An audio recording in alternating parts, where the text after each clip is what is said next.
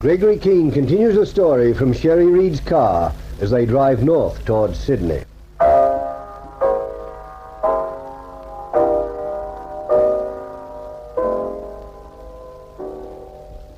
I left Tom Cutts 100 miles back on the highway, watching the mouth of the narrow dirt road that leads to Carlotta and Huberman's hideout.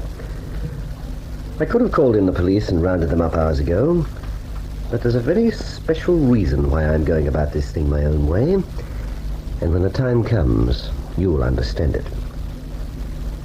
When we pounced on Louis Cortez in Werfel tonight and saved the truck driver's life, we cut Huberman off by road. We left him without a car, so they've only their motor cruiser moored in the cove, and they're not going to get away completely in that. So, we press on.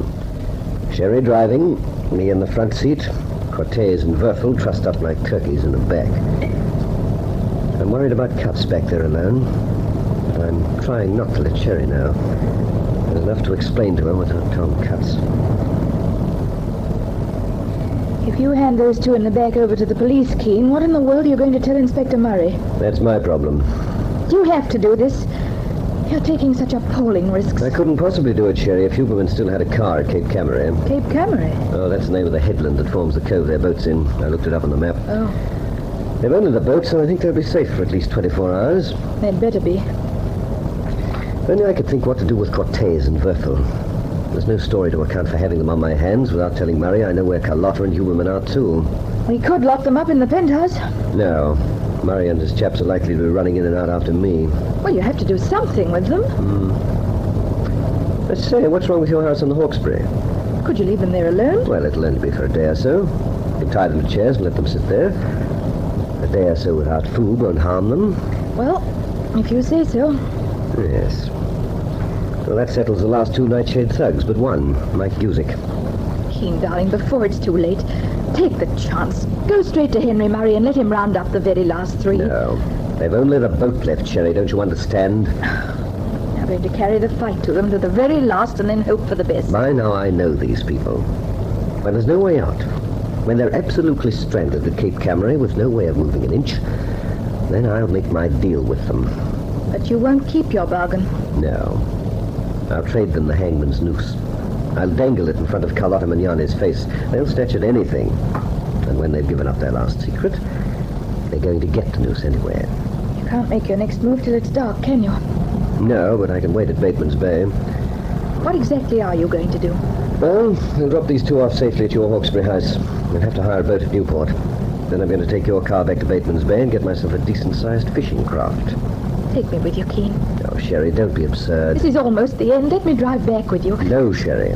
I have to make the trip back to town to get these two goons off my hand, but I'm leaving you safely in the penthouse before I move a step further. All right, all right.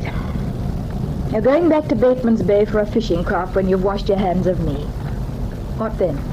I'm going round by sea to the cove at Cape Camaret. I'm going to put their cruiser out of action, and that's what's going to cut them off completely. And then I'm going ashore. I'm going to walk straight up to them. What if you're wrong, Keane? What if they've nothing left that you can bargain for? Well, I'll be in the soup, won't I? With nothing to lose, they'll kill you if it's the last thing they do. When I walk into that house at Cape Camaret, I'll have the advantage of surprise, and I won't walk in empty-handed. You won't surprise them. Why not? Have you forgotten the dog? So, you thought of Carlo the Alsatian too, eh? Yes, I've thought of everything. I've even thought of Tom Cutts waiting back there alone. Have you, Keane? Yes. And I wish I could forget for just one turn of the wheels. If they send that dog after Tom Cutts, it's the one thing he couldn't hide from. I'm only hoping that if there's any shooting on the highway tonight, Tom Cutts gets in first.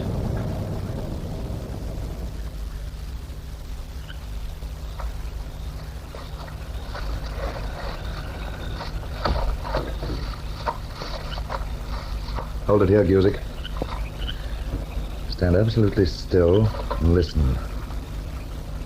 Did you hear anything? Only the frogs. Carlo, what about it, boy? Nothing about it, eh? How far do you think we've come, Gusick? 8 kilos, Mr. Huberman. Maybe little more. Mm-hmm. I'd say we're less than a mile from the highway. We've come right through the pine forest. Let's press on, eh? When we get to the highway, what we're doing? We scout about and listen. Wait there till about an hour before dawn. If Louis and Werfel haven't arrived back by then, we make a bolt for the house. If Louis and Werfel don't get back, it's leaving only the boat. Oh, I could never have arrived at that myself. Anything goes wrong with the boat, Mr. Huberman, then we don't get away. The bird has the best engines money can buy. You just attend to your schmeiser and let me do the thinking. You want me to use it if we're meeting cops at the highway? I want you to use it better than ever before. You missed Gregory Keene on the Hawkesbury, remember?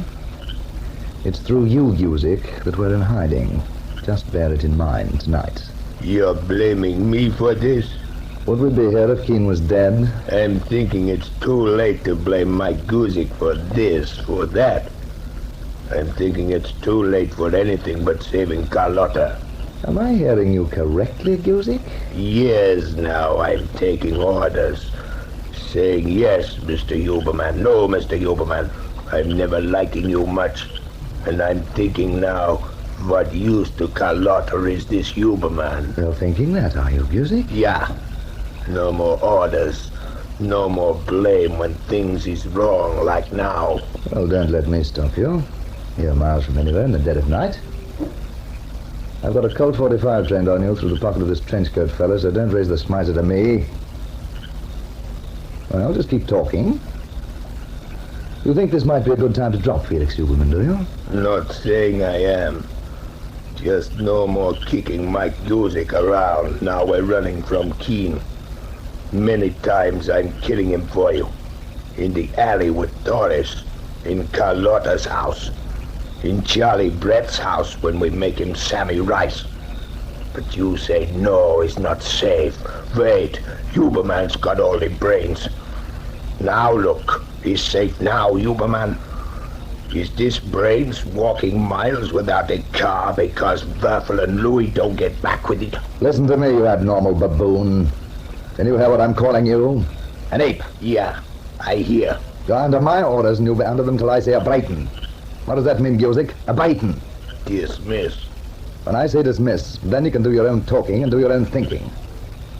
Until then, you take your orders from me and you like it. You understand? Yeah, but it's just talk. Just talk, is it? Well, let me do some of your thinking for you. Where do we go in the cruiser when Carlotta says we leave? To sea. Oh, for what, Guzik? We're meeting a ship. Where? Where do we meet the ship? I'm not knowing where. Only Carlotta knows where. Carlotta will not know where. Carlotta cannot manage the cruiser. Only I can navigate the cruiser, Guzik.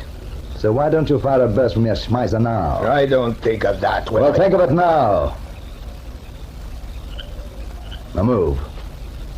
Walk ahead of me to the highway and don't make another sound. And remember, any differences you want to bring up, had better wait till we're on the way to Panama. I shall be happy to resume the discussion then. Well, start walking. I make it 5:30, Sherry. On the last lap. Couldn't you come to the penthouse for an hour before you start the drive back? No, not a hope. Not if I want to tackle Carlotta tonight. You can't have slept for days. Look, I'm as fresh as a daisy. I'll fall flat on my face when it's over, but I'm all right now. We'll be at Newport in half an hour. We should have dumped the 2 goons by 8. I'll drop you off at a cab rank somewhere about 9. And I should be looking for a fishing boat at Bateman's Bay by noon. I don't know how you keep on going. I really don't. If Murray comes after you again, will you keep your story up? Till when, Keene? If you haven't heard from me by 8 o'clock tomorrow morning, get hold of Murray and tell him a lot. Tell him you'll find Carlotta, Guzik, and Huberman at Cape Camaret. Alive or dead, I don't know, but they'll be there. How can you do it to me, Keene? How can you ask me to sit and wait? You've pulled your weight so far, Sherry. You can keep it up a little longer. Why did I have to fall for a man made of ice? I came to this country after Bruno Kesselring. I'm going to make Carlotta tell me what became of him. Then the show's over. Before you drop me off this morning, I have something for you, Keene. Then I'll say goodbye and try not to care if I never see you again. You'll see me again. You'll see both of us. Cutts and me. How I wish I hadn't ever. Hold on, I'm turning to the right here. It cuts off about a mile to Newport. And don't mention Tom Cutts to me. I can't bear to think of him waiting on the highway alone.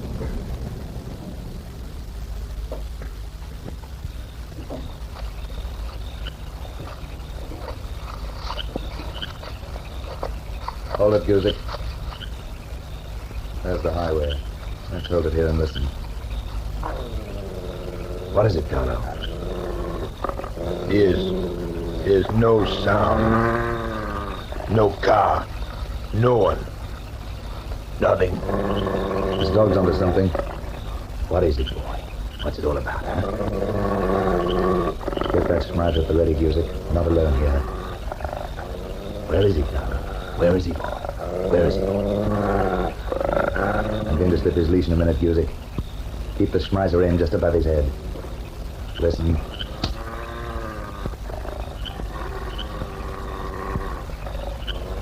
There you are, boy. Get him!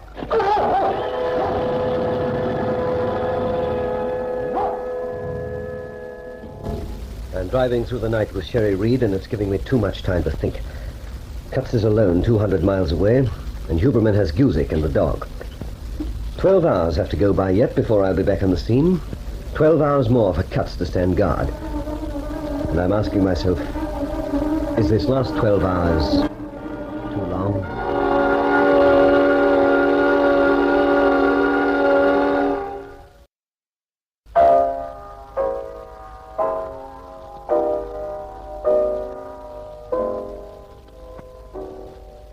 Cutts fights for his life in the next enthralling chapter of Deadly Nightshade.